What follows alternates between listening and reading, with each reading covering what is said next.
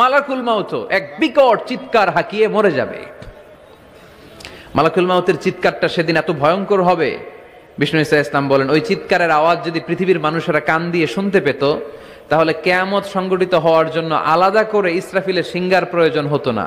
ওই চিৎকারের আওয়াজে প্রতিটা মানুষ কানের পর্দা ফেটে ওই জায়গায় লাশ হয়ে পড়ে যেত। Who belongs the kingdom today? Allah চিৎকার দিয়ে বলবেন আজকে ক্ষমতা কার? আওয়াজ করে বলেন সেদিন ক্ষমতা কার? আল্লাহ সেদিন প্রশ্ন করে নিজেই নিজের প্রশ্নের উত্তর দিবেন, লিমানিল মুলকুল ইয়াউমা লিল্লাহিল ওয়াহিদিল কাহ্হার।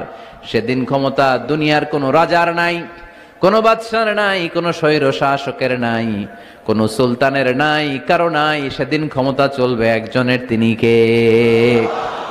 কেউ থাকবো না। এই পৃথিবী থাকার জায়গা নয়।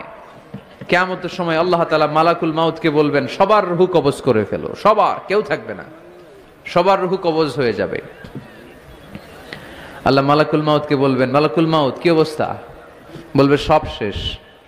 মাইয়াবকা, কে বাকি? মালাকুল মাউত বলবে জিনেরা বাকি, যাদেরকে দেখা যায় না। আল্লাহ বলবেন জিনদেরকেও শেষ করে ফেলো, রূহ কবজ করো। মালাকুল মাউত আজরাইল জিনদের রূহ কবজ করবে।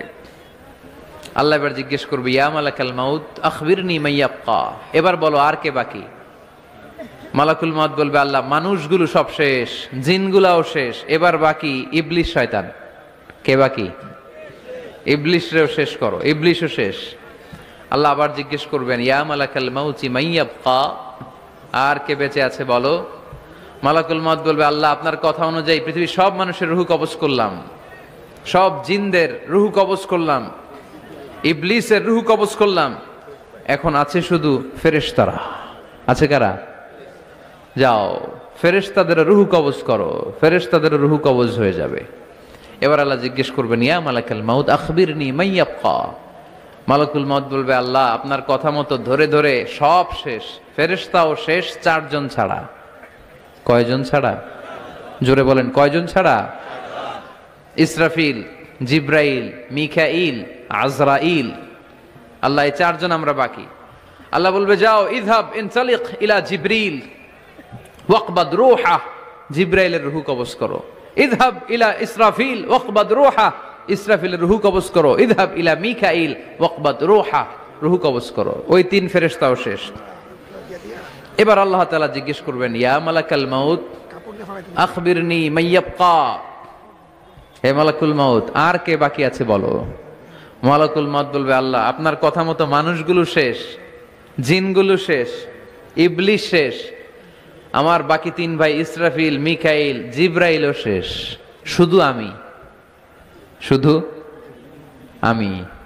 আল্লাহ বলবেন কেউ নাই? মালাকুল মাউত বলবে না আল্লাহ কেউ নাই। এবার আল্লাহ তাআলা বলবেন মালাকুল মাউত তুমি তো সবাই রে মারছো, এবার তুমি মরো, এবার তুমি মরো, তুমি মরো। শোনার সাথে সাথে মালাকুল মাউতের কাঁপুনি ছুটে যাবে, খিঁচুনি এসে যাবে ভয়ে। আল্লাহ বলবেন কাঁপুনি দিয়ে তো লাভ নাই, কারণ কুল্লু নাফসিন যায়িকাতুল।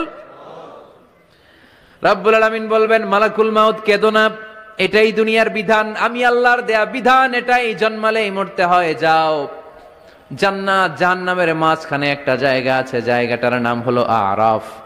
এই আরাফের মধ্যেখানে যে দাঁড়া, ওখানে যে মালাকুল মাউত কাঁপতে থাকবে।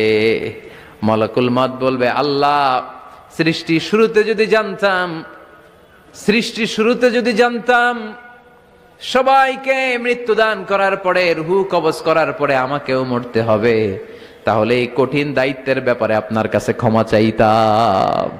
আজকে আমারও যে ভাগ্য বরণ করে নিতে হবে সৃষ্টির শুরুতে, আমি এটা কল্পনাই করতে পারি নাই। আল্লাহ বলবেন নো টক, মুত, ইয়া মালাকাল মাউত মর, মরে যা, মুত, মরে যাও। বলার সাথে সাথে মালাকুল মাউত এক বিকট চিৎকার হাঁকিয়ে মরে যাবে। মালাকুল মাউতের চিৎকারটা সেদিন এত ভয়ঙ্কর হবে, বিষ্ণু ঈসা ইসলাম বলেন ওই চিৎকারের আওয়াজ যদি পৃথিবীর মানুষেরা কান দিয়ে শুনতে পেত, তাহলে কিয়ামত সংগঠিত হওয়ার জন্য আলাদা করে ইসরাফিলের সিঙ্গার প্রয়োজন হতো না। ওই চিৎকারের আওয়াজে প্রতিটা মানুষ কানের পর্দা ফেটে ওই জায়গায় লাশ হয়ে পড়ে যেত। Who belongs the kingdom today? Allah চিৎকার দিয়ে বলবেন আজকে ক্ষমতা কার? আওয়াজ করে বলেন সেদিন ক্ষমতা কার? আল্লাহ সেদিন প্রশ্ন করে নিজেই নিজের প্রশ্নের উত্তর দিবেন, লিমানিল মুলকুল ইয়াউমা লিল্লাহিল ওয়াহিদিল কাহ্হার। সেদিন ক্ষমতা দুনিয়ার কোনো রাজার নাই, কোনো বাদশার নাই, কোনো স্বৈর শাসকের নাই, কোনো সুলতানের নাই, কারো নাই। সেদিন ক্ষমতা চলবে একজনের, তিনি কে? তার নাম হচ্ছে রহমান। তার নাম কি? আরো জোরে বলেন, কি নাম? এজন্য রহমান কারে বলে আজকে চিনতে পারছেন? তার দয়ার শেষ আছে? তার ক্ষমতার কোনো কুল কিনারা আছে? তার ধন ভান্ডারে কোনো কমতি আছে?